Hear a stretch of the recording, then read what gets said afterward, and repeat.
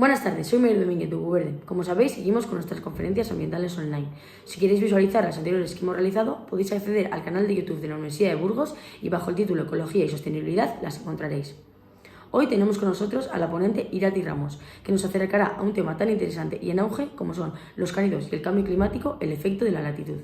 Es probable que este tema cause alguna que otra duda.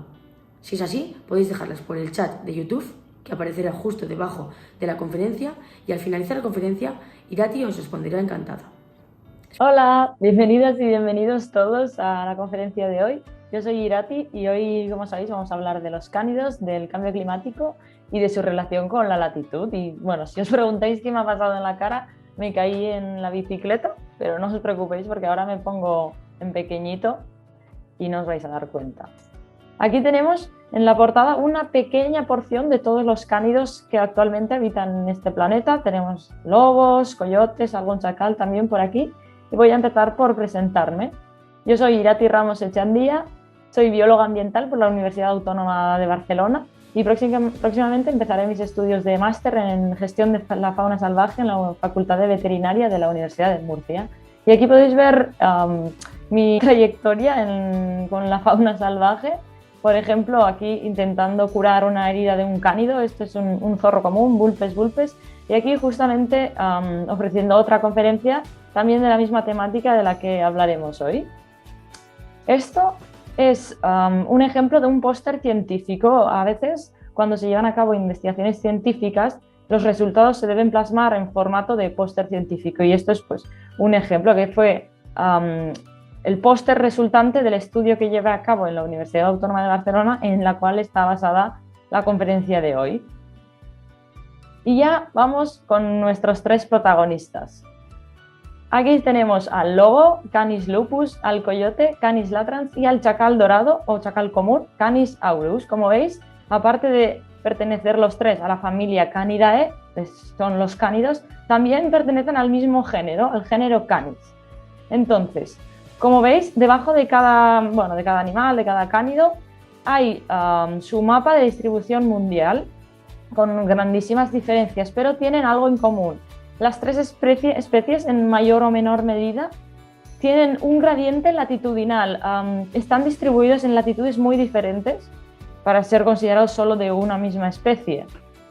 Y esto es muy, muy importante para nuestro estudio, porque el objetivo es, partiendo de la base de que con el clima actual en una población más meridiana, que es más cerca del Ecuador, los cánidos se comportan de una manera, podemos nosotros tomar una población más al norte, más septentrional, y predecir cómo se comportará, cómo será la ecología comportamental de las poblaciones de cánidos de las zonas más nortes, sabiendo cómo se comportan las actuales en las zonas más cerca del Ecuador, teniendo en cuenta que el cambio climático puede que se extienda y en las zonas donde actualmente en el norte hay un cierto clima y un cierto comportamiento, queríamos mirar si cuando el clima se extendiera y se convirtiera, por así decirlo, entre comillas, el clima de las zonas norte se convirtiera en el clima que actualmente está en las zonas más meridionales,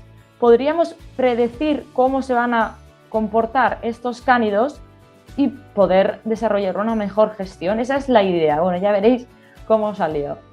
Entonces, vamos a hablar un poco de la ecología comportamental. Bueno, me vais a ir aquí moviendo.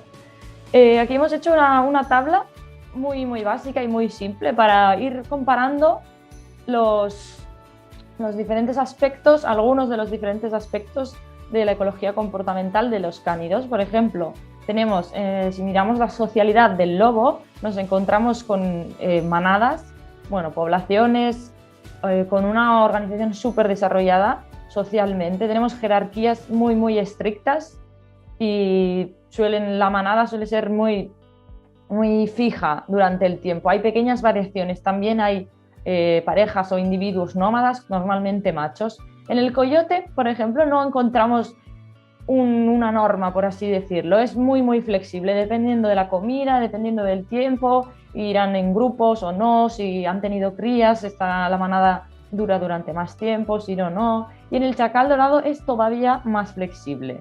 muy dependiente de muchos factores ambientales. La actividad, bueno, también es bastante variada a lo largo de las tres especies. Tenemos que el lobo normalmente suele actuar o suele estar activo durante la noche, el atardecer. Seguramente, bueno, por cuestión de cuándo salen sus presas, saldrán a depredar. Y tenemos una variación que durante distintas épocas del año la actividad del lobo es diferente. En invierno puede ser diurna, pero en verano y en la época templada será más nocturna. Aquí esto es muy interesante para nuestro estudio y nos encontramos con lo mismo en el coyote, exactamente lo mismo. Normalmente están activos de noche cuando baja el sol, pero puede haber variaciones dependiendo del clima. Y en el chacal otra vez nos encontramos con patrones muy variables. Es que el chacal se adapta a todo. Bueno, las tres especies, pero el chacal no le importa. Puede adaptarse a lo que quiera. Y si pasamos a la alimentación, vemos que el lobo es bastante especializado. Su dieta es, bueno, cuando pueden, es en más de un 91% absolutamente carnívora. Depredar presas más grandes o más pequeñas, dependiendo de la disponibilidad de presas, pero su mordedura, su dentadura indica que, y también su aparato digestivo, y también, como hemos visto por su ecología, sabemos que son absolutamente carnívoros. Podrían comer alguna materia vegetal, carroña si se la encuentran, pero normalmente no optarán por ello. Pero en cambio en el coyote nos encontramos con que son depredadores oportunistas. Esto quiere decir que cuando pueden, podrán depredar. Cuando pueden depredar o cuando hay una presa, lo harán, pero si no hay ninguna presa disponible para cazar, para depredar en ella, pues se pueden adaptar bastante y pueden ser también incluso carroñeros. Comen más alguna fruta, alguna verdura podrían comer en su peor época. Y el chacal, otra vez, es carnívoro facultativo. Esto quiere decir que también es incluso puede prescindir más de la carne que el coyote o el lobo. Y esto luego será muy importante porque la disponibilidad de alimento animal o alimento vegetal es muy diferente. Si pasamos a la relación con los humanos, bueno, es un desastre en los tres casos. Cada uno, dependiendo de dónde vive, pero en los tres casos tenemos una hostilidad de parte de la sociedad humana hacia ellos brutal. Porque, bueno, históricamente, debido a la mitología, a la literatura, en el caso del lobo, pero por ataques al ganado en general o zoonosis, que son las enfermedades, el traspaso de enfermedades de animales salvajes. Por ejemplo, en el chacal, pues los humanos nunca hemos tenido una buena relación con los lobos, coyotes o chacales dorados, ¿no? Habrá alguna excepción, pero históricamente, bueno, no es la mejor de las relaciones. Entonces aquí tenéis, hemos decidido poner una fotografía porque es muy interesante, es la caza cooperativa en una manada de Canadá de Canis lupus occidentalis. Es una subespecie de lobo del norte de Norteamérica y vemos cómo tienen fases de ataque. Entonces esto puede parecer bastante simple, ¿no? Bueno, son unos lobos intentando cazar un bisonte que deciden coger a uno, elegir a uno y luego comen todos del mismo individuo. Pero esto implica, si nos ponemos a analizarlo, esto implica una comunicación muy elaborada entre los lobos. ¿Quién va a ir primero? ¿Quién va el último? El que está rodeando la manada o el grupo de bisontes, ¿volverá? ¿No volverá? Todo esto se debe planificar porque, bueno, normalmente la proporción de cazas exitosas suele ser muy baja, al igual que en los felinos. No, más de la mitad suelen ser fallidas. Entonces, hace falta hacerlo muy bien. Entonces, vamos a pasar un poco a la metodología. Esto, bueno, lo hemos puesto aquí porque es importante en cualquier estudio científico, hace falta diseñar una metodología y luego plasmarla para que se pueda llevar a cabo, para que otro científico, si lee tu artículo científico, pueda ver cómo lo has hecho y pueda copiar la misma metodología que tú hiciste. Entonces, bueno, esto lo explicamos así rapidito. Tenemos, primero, cogí toda la bibliografía que consideré necesaria, pero tenemos que considerar también que hay muchos factores limitantes. Teníamos el tiempo disponible para llevar a cabo esta investigación, tenemos la longitud o el número de páginas que puedes escribir, bueno, muchos otros factores también. Entonces, bueno, decidí seguir un método que se llama Prisma, que es como un guía, que es el esquema que está aquí representado. Es una guía que te ayuda a clasificar con qué artículos científicos te vas a quedar al final. Luego, con los artículos que al final se utilizaron, creé una base de datos con datos tanto cuantitativos como cualitativos. Y para ello, bueno, creamos la base en bueno, en un Excel, ya puede valer para luego poder llevar a un análisis estadístico. Esto es lo gordo, lo importante. Esto es lo que nos permitirá hablar con afirmaciones o con dudas. Luego, finalmente, se representan los resultados dependiendo bueno, si son gráficas estadísticas o mapas, lo que sea. Y finalmente, ahora sí, la referenciación, que es muy, muy importante, es poner la bibliografía correctamente. Pues vamos ya con el concepto de comportamiento. Entonces, ¿qué es un comportamiento? ¿Cuándo nos estamos comportando los mamíferos, los animales? O más difícil todavía, ¿cuándo no nos estamos comportando? ¿No? Es muy difícil de responder. Pues aquí vemos, hemos hecho una pequeña clasificación entre comportamientos o aspectos del comportamiento de un animal que pueden ser más independientes del clima, siempre entre comillas, porque bueno, nunca podremos afirmar que son 100% independientes, porque nunca lo serán.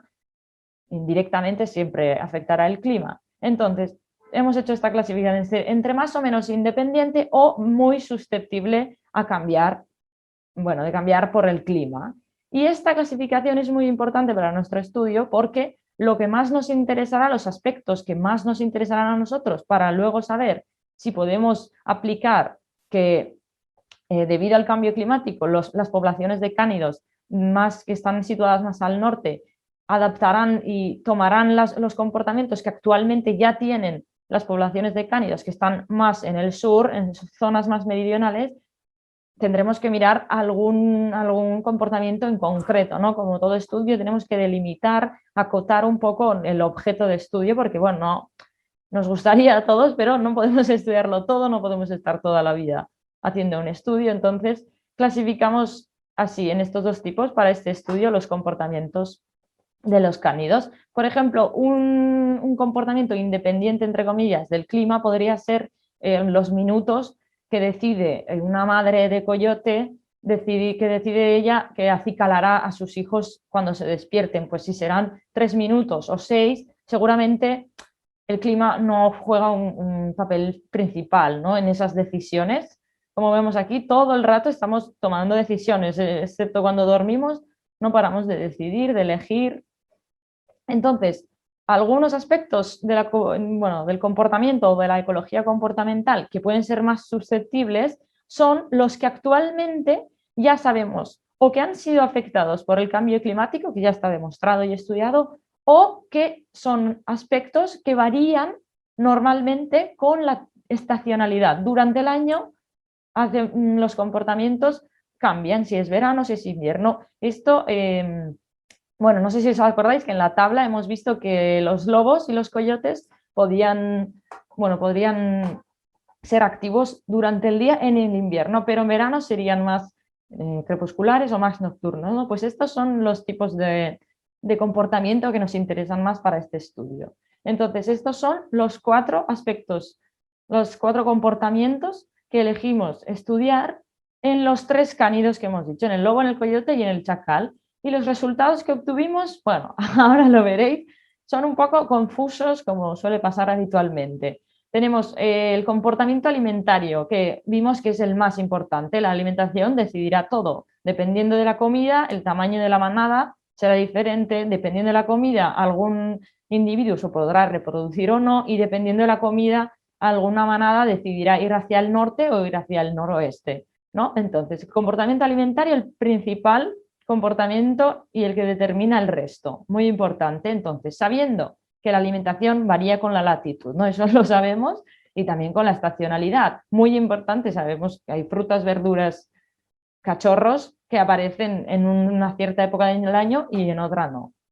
Y entonces el aumento de las temperaturas, no, posible, bastante posible causa del cambio climático, hemos encontrado que tendrá un efecto ambiguo, porque la disponibilidad de comida afectará directamente al comportamiento de los canis. Y esto lo decimos porque hemos visto, cuando hacíamos este estudio, encontramos dos artículos científicos que eran un poco, bueno, no contradictorios, pero dependiendo del animal que estemos estudiando, tendremos resultados diferentes. Entonces, se estudiaron en un artículo científico una población de Canadá de lobos, que también era Canis lupus occidentalis, la foto que hemos visto anteriormente de la caza cooperativa. Se estudió que estas poblaciones de lobo necesitan y utilizan los lagos y los ríos que en invierno se congelan para perseguir a su presa. Cuando el bisonte migra, el lobo migra con el bisonte para perseguirlo y para poder depredar en el bisonte. Entonces, que las temperaturas subieran, los lagos, los ríos estuvieran menos congelados o menos lagos y ríos estuvieran congelados, puede afectar negativamente al lobo, ¿no? Esto es claro, lo sabemos, lo asumimos, ¿vale? Pero nos encontramos con que en Kazajistán también está el lobo. En una zona, bueno, en una zona concreta de India, tenemos el chacal dorado. Y el chacal dorado hemos visto que se adapta a todo, ¿no? No le importa si hay presas, si no hay presas, si hay fruta, pues fruta, si no, se acerca a una granja y pille lo que pueda. Pues el chacal se ha visto que como es tan adaptativo, no como es en el caso del lobo, que hemos visto que es prácticamente absolutamente carnívoro, pues el chacal sale beneficiado de temperaturas más altas en el sentido del comportamiento alimentario. Esto es, cuando hace más temperatura, ahora en las últimas décadas que ha empezado a hacer mayores temperaturas en la época estival, la cantidad de nieve que hay en unas zonas, bueno, del sur de Asia, son zonas fronterizas, la cantidad de nieve baja, ¿no? La cota de nieve sube en altitud, entonces hay menos nieve en las poblaciones de chacal. Y esto le viene bien, sale beneficiado porque antes muchísimas presas, como hemos visto también que era carroñero, pues muchas presas de otros depredadores, ya sean aves o otros carnívoros, se quedaban cuando estaban a mitad de ser comidos del todo, las presas se quedaban tapadas por la nieve. Entonces, bueno, luego nadie las podría aprovechar, excepto las bacterias, que bueno, son importantes también, pero estamos hablando de cánidos. Pues se ha visto ya que actualmente los chacales han salido beneficiados por este descenso de la cantidad de nieve y hielo presente en sus hábitats, que hace que puedan comer, además de las verduras o las frutas, las pequeñas presas como roedores que ya comían habitualmente en la época estival, además se encuentran con que tienen toda la carroña o parte de esta carroña, de la cual se habría quedado cubierta de nieve en situaciones normales, digamos, pero actualmente ya como la nieve no llega a esas cotas, pues esta carroña queda disponible para los chacales. Entonces podemos decir que el cambio climático, muy entre comillas, podría beneficiar, bueno, en este sentido podría ser más o menos positivo. O sea, para el chacal habría que verlo para otras especies, ¿no? Bueno, pasamos a la época reproductiva, muy importante. Y la reproducción, esto ya estaba muy aceptado por la comunidad científica, por los biólogos. La reproducción siempre ocurre más tarde en latitudes más bajas. Esto es en las especies, las poblaciones que están en las zonas más cercanas al Ecuador, se pueden reproducir antes que las que están más al norte. Bueno, en latitudes más septentrionales debido pues, a la energía solar, ¿no? Prácticamente. Entonces, eso podemos unirlo directamente que el cambio climático, que sabemos, como hemos dicho antes, una de sus consecuencias más sabidas y conocidas es el aumento de temperaturas. Pues si empiezan a subir las temperaturas y los cánidos utilizan la temperatura más o menos para guiarse y saber cuándo reproducirse, aquí puede producir graves alteraciones en la reproducción de los cánidos. Eso, bueno, habría que estudiarlo más adelantemente, todavía no tenemos tanta información, todavía el cambio de temperatura ha sido obviamente significativo, pero bueno, no sabemos si a los lobos, chacales y coyotes les ha afectado totalmente o lo están empezando a notar. Pero bueno, es un factor que está ahí y que se sabe, se está estudiando por los biólogos, porque bueno, la reproducción es prácticamente el objetivo de la vida, ¿no? Pues alteraciones en la reproducción podrían ser nefastas para la ecología global. Entonces, luego pasamos al tamaño de la manada y el home range es el territorio utilizado habitualmente por una manada. Más o menos es sí, por dónde van a cazar, por dónde duermen, por dónde patrullan. Normalmente, no debe ser cada día, ese sería el day range, pero habitualmente es como, bueno, la zona que ellos consideran su casa y su territorio. Pues se ha visto también que cuanto más alta la latitud, en zonas más septentrionales, la manada está compuesta por menos individuos y menos individuos tienen que patrullar una zona más grande, tienen un home range mucho más grande. También esto se debe bueno, como hemos hablado antes de la energía solar, ¿no? La productividad vegetal es mucho mayor en las zonas meridionales. Cerca del Ecuador hay muchas más plantas porque el sol, bueno, la energía del sol llega mucho más allí que no a las zonas septentrionales. Entonces, menos biomasa vegetal, si hay menos plantas, biomasa vegetal quiere decir plantas, en las zonas nortes habrá menos presas disponibles y habrá menos cánidos. Entonces es por esto también que normalmente en muchas especies cuando subimos en la latitud nos acercamos más al Ártico, su manada disminuye de número de individuos y el home range, su hábitat, la zona que patrullan, aumenta.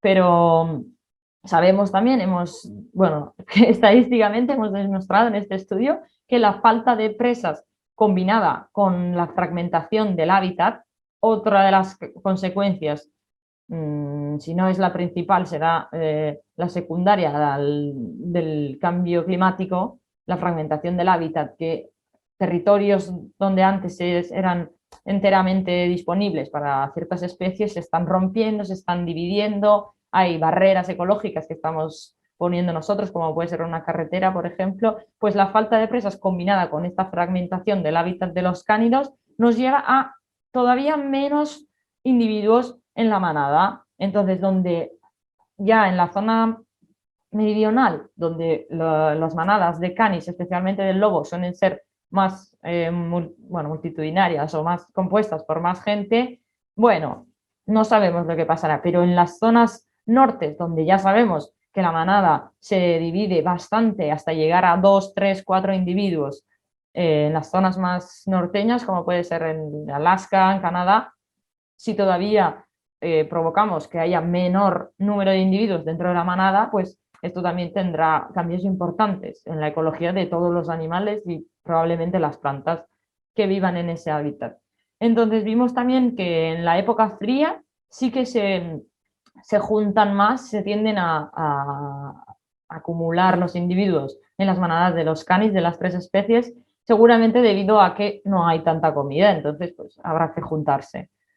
Pasamos a la movilidad, la dispersión y la migración. Esto, bueno, las tres especies son migradoras, especialmente el lobo. Es que el chacal, ya sabéis, como se puede adaptar a lo que quiera, pues puede esperar un poco más. Bueno, son más individualistas también, en el sentido ecológico, pero especialmente el lobo, esto se ve muy afectado porque bueno, vimos que en las latitudes diferentes el patrón de movilidad es totalmente diferente, ¿no? Algunas poblaciones de lobos siguen a sus presas, algunas no, algunas de coyote lo hacen, algunas tampoco, pero otra vez nos volvemos al comportamiento alimentario y lo importante que es, ¿no? La disponibilidad de comida afectará siempre directamente a todo, a toda la ecología, a todo el comportamiento de los cánidos y también a la movilidad, ¿no? Principalmente a la movilidad, porque el motivo de migrar es seguir a la comida, seguir a las presas para poder seguirte alimentando para finalmente poder reproducirte y, bueno, transferir tus genes y que se mantengan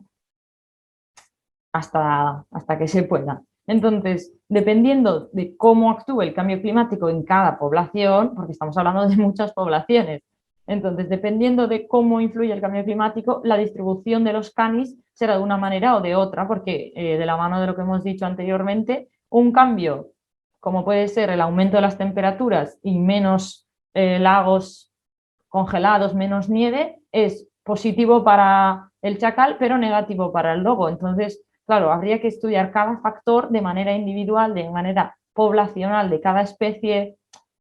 Sería, bueno, es muy complejo, ¿eh? Como todo en la ecología. Entonces, los efectos de estos cambios, hemos visto que no hay estudios. No hemos encontrado estudios que estén mirando, analizando si la migración de los cánidos está cambiando o no. Hay estudios que mencionan que puede que ya estén habiendo cambios, hay algún registro, pero nadie ha estudiado y no está demostrado estadísticamente, como hay que hacerlo todo, de que el cambio climático afecta a la migración. Entonces, bueno, este trabajo, como era una revisión bibliográfica, no pudimos, esta información se queda, bueno, recogimos toda la información bibliográfica que había, pero no pudimos hacer análisis estadísticos de este factor, de este aspecto del comportamiento de los cánidos, ya que no había bibliografía disponible. Pues bueno, pasamos a los resultados, ¿no? A las relaciones interespecíficas. Entonces, esto, si os habéis fijado en el primer mapa, bueno, aquí lo vemos también, el Canis lupus, el lobo, vivía tanto en Eurasia entera, Europa, Asia, incluso algunas zonas de África del norte, puede ser, y también vivía en prácticamente todo Norteamérica, ¿no? Toda la zona del Ártico también, el lobo puede vivir allí. El lobo es el territorio en marrón, es el que veis aquí. Y luego el coyote vivía solo en lo que se llama, bueno, una parte del Nuevo Mundo, en Norteamérica, ¿no? Que también tenía un rango muy amplio, un rango de distribución muy amplio. El coyote está aquí en naranja y con variaciones de latitud bastante importantes. Y el chacal está solo, al contrario que el coyote, solo está presente en lo que sería el viejo mundo, en Eurasia, es la población pintada de color amarillo. Y las zonas donde hay colores mezclados son las zonas donde el lobo se solapa, el hábitat del lobo se solapa, pues en Norteamérica se solapa con el coyote y en Eurasia se solapa con Canisaureus, el chacal dorado. Entonces vamos a mirar qué puede pasar con esto. Hemos visto que ya se están solapando a menudo, se han incluso documentado más solapamientos debido a menos disponibilidad de presas en algunas poblaciones de chacales. Este solapamiento se está aumentando, se está viendo aumentado debido al cambio climático bastante probablemente. Entonces, ¿qué pasa cuando se juntan los lobos con los coyotes en Norteamérica? Pues hay competición. Los lobos pueden competir con los coyotes, aunque los lobos son bastante más grandes, pero sabemos que los coyotes no son tan dependientes de cazar presas animales, pueden depender también de otro tipo de alimento. Entonces, hay una cierta competición, suele haber bastantes, no voy a decir asesinatos, pero bueno, se matan entre unos a otros. Normalmente los lobos, al ser más grandes, suelen, entre comillas, ganar a los coyotes, pero bueno, son competidores, ¿no? Entonces, esto es en Norteamérica. Pasamos a Eurasia y tenemos que el lobo se solapa con el chacal y el chacal sí que es un poco más pequeño, no se juntan en manadas tanto como el lobo, no es tan dependiente y no tiene interacciones sociales tan elaboradas como el lobo. Entonces, en el caso del lobo y el chacal, el lobo suele incluso depredar sobre el chacal. Es una presa más, al ser un cánido bastante más pequeño que los lobos, es más o menos fácil conseguirlo. Entonces tenemos que en Norteamérica, cuando se juntan el lobo y el coyote, hay una competición por los recursos, por la comida, la reproducción, por el hábitat.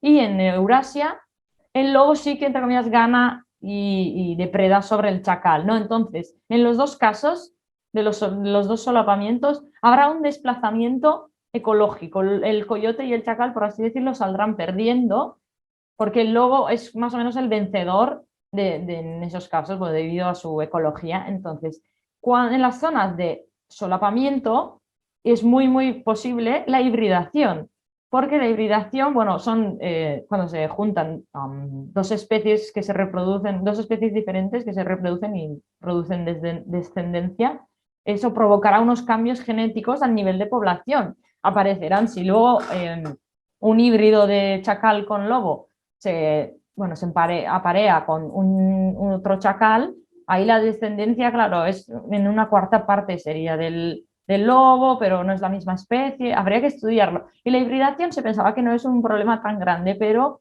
como suele pasar bastantes veces en ciencia, claro, ahora se está detectando mucho más debido a los avances en genética y bueno, que se está estudiando más. Entonces no sabemos si ahora se hibridan más realmente bueno, cada uno, bueno, los lobos con los coyotes o los lobos con los chacales, no sabemos si ahora se hibridan más o si realmente ahora lo estamos detectando más porque se mide más y se conoce mucho más sobre el tema. Pero bueno, igualmente vemos que las consecuencias de la hibridación en general no suelen ser positivas. Entonces pasamos a cambios en en poblaciones, cambios poblacionales que otra vez, como antes hemos visto que bueno, que el descenso de las cotas de nieve y de hielo sea un efecto ambiguo, es positivo para el chacal, negativo para el lobo. Los cambios en la población también serán positivos para algunos, negativos para otros, pero en general los cambios bruscos son negativos para todos. Entonces, tenemos que aumentarán las poblaciones de canis donde esté aumentando sus presas. Los canis, al ser bastante adaptativos los tres y muy flexibles, tanto socialmente como nutricionalmente, podrán depredar sobre esta presa. En cuanto aparezca su presa en un hábitat que no era el suyo habitual, ellos pueden adaptarse y pueden entrar a este hábitat y seguramente podrán depredarlo tranquilamente, por decirlo así. Entonces, en estos sitios puede que aumenten las poblaciones de los tres cánidos que estamos estudiando, pero en otras zonas, en estas zonas donde especialmente se están solapando, disminuirá alguna población. Serán el coyote y el chacal, seguramente. También están descendiendo, disminuyendo las poblaciones donde está ocurriendo más pérdida de hábitat. Bueno, los humanos estamos tomando hábitats naturales tradicionales de los cánidos y de todos los animales del mundo y bueno, les estamos provocando una pérdida y fragmentación del hábitat que tiene consecuencias genéticas que luego tendrá consecuencias negativas en nosotros porque bueno, como todo está conectado, ¿no?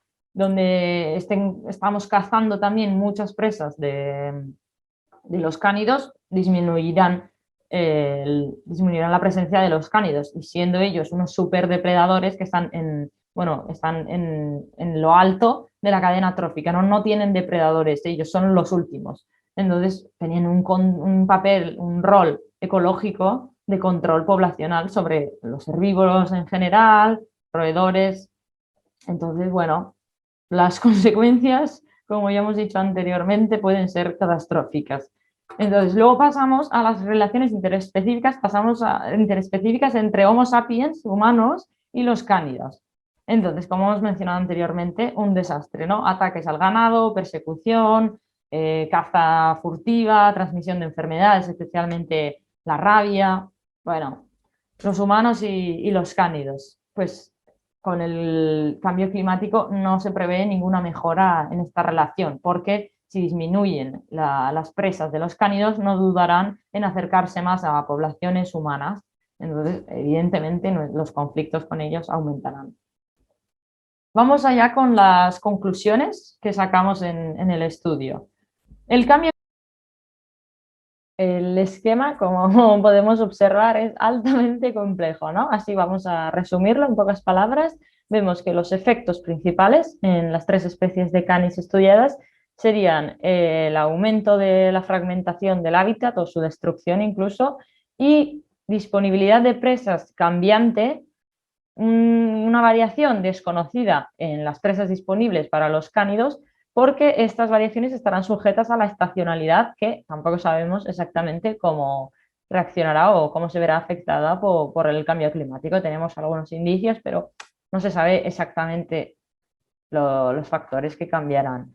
Y aplicando esto a la ecología comportamental de los cánidos, vamos a ir por partes, ¿no? Aumentará la competición, como hemos dicho antes, en las zonas donde se solapan los dos, bueno, el lobo con el coyote en Norteamérica o el lobo con el chacal en Eurasia, aumentará la competición. Pues luego saldrá uno de los dos, saldrá, hemos dicho, vencedor o no, pero antes de haber un vencedor habrá una competición que provocará más dispersión, que los individuos intentarán no cruzarse entre ellos mediante marcaje con olor, el cual es compartido en las tres especies. Bueno, tendrán que dispersarse más para no coincidir con sus competidores. Tendrán que, sí, aumentar su home range, el territorio que utilizarán, y estos dos factores últimos aumentarán el solapamiento, porque cuanto más grande es el territorio utilizado, más probabilidad de cruzarse con competidores y salir perdiendo si eres el coyote o el chacal. Y esto provocará inevitablemente una mayor agresividad, más territorialidad, que provocará menor tamaño de la manada, seguramente. Ya hay algún indicio. Esto no lo demostramos estadísticamente, pero ya sabemos que están registrados tamaños de la manada más pequeños en algunas zonas, bueno, de Kazajistán, también en la India, en el caso de los chacales con los lobos, porque, bueno, como hemos dicho anteriormente, el lobo depreda sobre el chacal y se dividen al final. Si pasamos al nivel poblacional, tenemos que van a perder seguramente los cánidos la conectividad interpoblacional, que esto quiere decir las poblaciones, cada población tiene unos genes concretos, ¿no? Bueno, un pool genético que se llama, y que se va, gracias a la migración y a la dispersión de los cánidos, se van mezclando, porque gracias a los individuos nómadas o, bueno, que van por libre, los que no viven en la manada o los que dejan de lado una manada o los individuos que todavía no han encontrado una manada, incluso las parejas reproductoras alfa que fundan, entre comillas, una manada nueva, esto, la migración hace que todas las poblaciones de la misma especie estén conectadas y se vayan intercambiando información. Los genes se van variando, se van rotando, entre comillas, pero claro, si baja la conectividad, provocará aislamiento poblacional, que ya no habrá, puede que al lobo nómada le cueste más llegar a una otra población concreta que esté más o menos cerca debido a la fragmentación del hábitat, y eso provocará que se reproduzcan entre ellos, ¿no? Endogamia, con todos los problemas genéticos que eso provoca.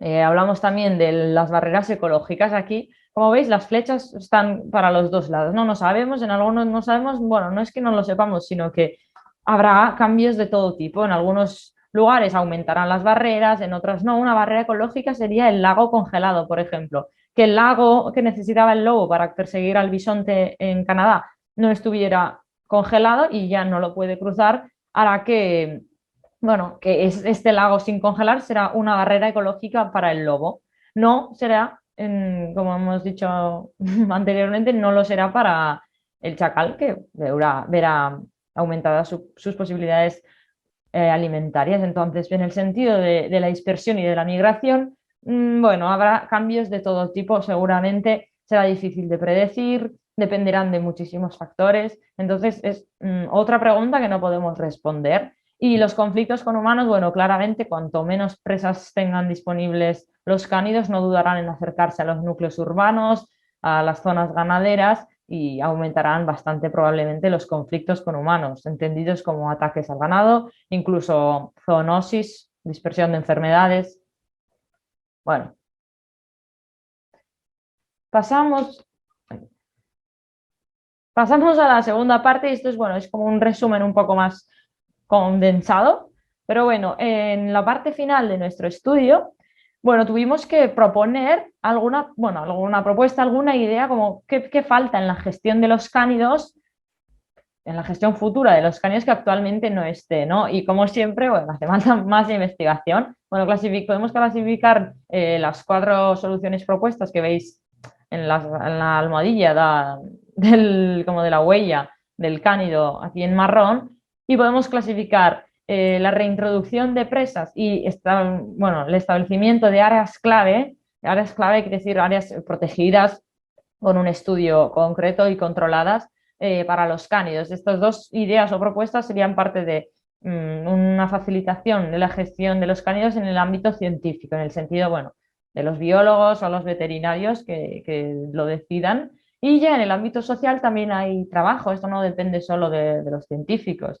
Tenemos mucho trabajo que hacer en la educación ambiental, concienciación social, pero bueno, no es culpa de la gente, ¿no? Bueno, es un problema estructural que se debería arreglar con la educación y educación ambiental. Y también, como siempre, más investigación científica, ¿no? En este estudio me he encontrado con más ocasiones de las que me gustaría, que no había información, no había bibliografía, había datos de 1982 y yo estaba haciendo el trabajo en 2020. Bueno, más investigación, ¿no? Siempre hace falta. Entonces, repasamos así las conclusiones generales aplicadas para los tres cánidos. El cambio climático provocará cambios en la estacionalidad y aumento de la fragmentación del hábitat. Combinamos estos efectos de manera diferente dependiendo de la especie, dependiendo de la población y dependiendo de la latitud que miraremos. Entonces, pero en general se dará una menor disponibilidad de presas que provocará más competición, tanto dentro de la manada, incluso entre diferentes manadas, más competición. Necesitarán, como hemos dicho antes, mayor home range, un territorio mayor para suplir esta necesidad de presas que tendrán y más solapamiento, bastante probablemente. Entonces, en resumen, más conflictos, tanto entre los cánidos como entre los cánidos y los humanos, ¿no? Entonces, ahora podemos pasar bueno, pasamos ya a la actualidad, al ámbito más social también. Y aquí he recortado algunas de las muchísimas noticias que hay actualmente estos días sobre los cánidos. En general suele ser del lobo, bueno, porque en la península ibérica lo tenemos y no tenemos ni chacales ni coyotes, ¿no? Entonces me he centrado más en el lobo y vemos, bueno, esto sí que es ambiguo. Tenemos estados de Estados Unidos que están a favor de aumentar el cupo permitido de caza de lobos hasta un 90%, como se ve aquí en Idaho. Luego tenemos un estudio del mismo estado diciendo aquí en el news, diciendo que cuanto más lobos hay, disminuyen los accidentes de tráfico por renos, por caribús, cualquier gran mamífero que provoca accidentes, ahorrándonos vidas tanto de animales como de humanos, ¿no? Luego tenemos que el Ministerio para la Transición Ecológica no quiere proteger al lobo, aplaza prohibir la caza, finalmente lo han prohibido ya, pero hubo algunos meses que no lo querían prohibir, ganaderos están a favor de la caza, utilizando como argumento que hace falta controlar la población de los lobos. Bueno, las poblaciones de animales se controlan solas, no hace falta que los controle nadie, pero es cierto que hay un problema en la caza de la ganadería. Entonces, ahí hay muchísima gestión que hacer, mucha educación ambiental y, bueno, como siempre, entender mejor la ecología y el comportamiento del lobo nos ayudará a poder tener una mejor relación entre la ganadería y estos cánidos, ¿no? Luego también vemos que las poblaciones de fauna salvaje en menos de 20 años han caído en un cuarto, ¿no? En un 25%. Y que, bueno, ese es un desastre en general. Tenemos noticias de todo tipo, algunas a favor de los lobos, algunas a favor de la caza de los lobos, otras que no se mojan, pero lo que sabemos es que hay un problema muy grande. Actualmente, bueno, la caza del lobo se está descontrolando bastante, especialmente en la península ibérica. De hecho, en Bilviestre de Pinar, aquí cerca de Burgos, que es el límite de la distribución oriental del lobo, mataron a uno de los últimos lobos hace unas semanas, porque bueno, los ganaderos en general los ven como una amenaza que puede acarrear consecuencias económicas muy graves para ellos, pero la solución no puede ser acabar con las poblaciones de lobos. Entonces, bueno, me gustaría saber vuestra opinión y todo.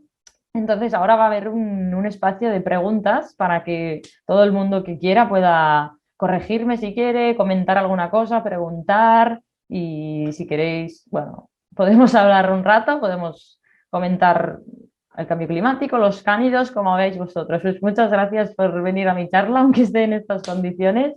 Y bueno, me encantaría saber vuestras opiniones de esta charla, así que os leo en los comentarios.